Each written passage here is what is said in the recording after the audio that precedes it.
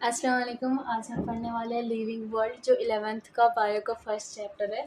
तो living world में पहले हम ये पढ़ेंगे कि इसमें हमें बायोलॉजी में क्या क्या पढ़ना है, लिविंग जो ऑर्गेनिज्म होते हैं वो क्या क्या होते हैं, मतलब उनमें क्या क्या फीचर्स होते हैं जो लिविंग होने के लिए ज़रूरी होते हैं। तो जो इसमें एनसीईआरटी में फर्स्ट जो क्वेश्चन पूछा गया है 1.1 में, वो है व्हाट इज़ लिविंग, कि लिविंग क्या है। हमें पहले चैप्टर पढ़ने से पहले ये पढ़ना पड़ेगा कि लिविंग क्या है, उसमें क्या क्या कैरेक्टरिस्टिक होते हैं, फीचर्स होते हैं लिविंग होने के लिए। ग्रोथ जो होती है वो सारे लिविंग ऑर्गेनिज्म में होती है, बट जो नॉन लिविंग ऑर्गेनिज्म होते हैं उनमें भी ग्रोथ होती है। जैसे कि मान लो कोई भी जगह है, जैसे यहाँ पे कुछ टाइम बाद यहाँ पे मिट्टी आ जाएगी, तो वो भी एक तरीके से ग्रोथ ही होगी। तो वो नॉन लिविंग में भी होती है, इसलिए ये इसका डिफाइनिंग फीचर नहीं है, बट कैरेक्टरिस्टिक ज़रूर है। जो लिविंग ऑर्गेनिज्म होते हैं इनमें जो ग्रोथ इनसाइड होती है, इसलिए ग्रोथ जो होती है वो डिफाइनिंग फीचर ना होकर कैरेक्टरिस्टिक फीचर होती है। रिप्रोडक्शन जो होता है इसका मतलब ये होता है कि जो न्यू प्रोजेनी बनती है, दो तरीके से होती है, तो मियोसिस या फिर माइटोसिस। रिप्रोडक्शन भी कैरेक्टरिस्टिक फीचर है, बट डिफाइनिंग फीचर नहीं है।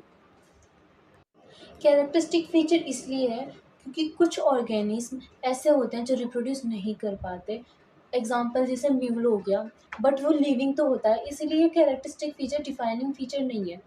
बट नॉन लिविंग में कभी भी रिप्रोडक्शन नहीं होता।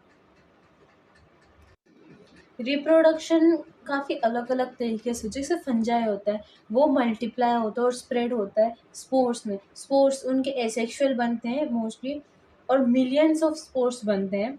और दूसरे जैसे प्लेनेरिया होता है फ्लैट फॉर्म, उसमें ट्रू रीजनरेशन होता है, मतलब उसका कोई एक फ्रेगमेंट बन गया तो उससे दूसरे नया ऑर्गेनिज्म बन जाता है। ऐसी अलग अलग ऑर्गेनिज्म अलग अलग तरीके से रिप्रोड्यूस करते हैं।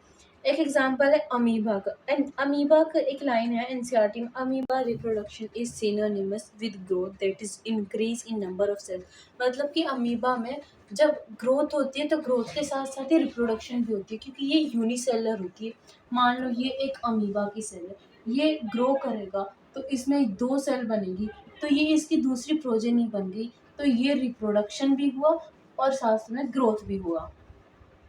एनसीईआरटी में एक और लाइन है, reproduction also can not be an all inclusive defining characteristic of living organism. क्योंकि बहुत सारे ऑर्गेनिज्म ऐसे होते हैं जो रिप्रोड्यूस नहीं करते, बट वो लिविंग होते हैं, और नॉन लिविंग कभी भी रिप्रोड्यूस नहीं कर सकते।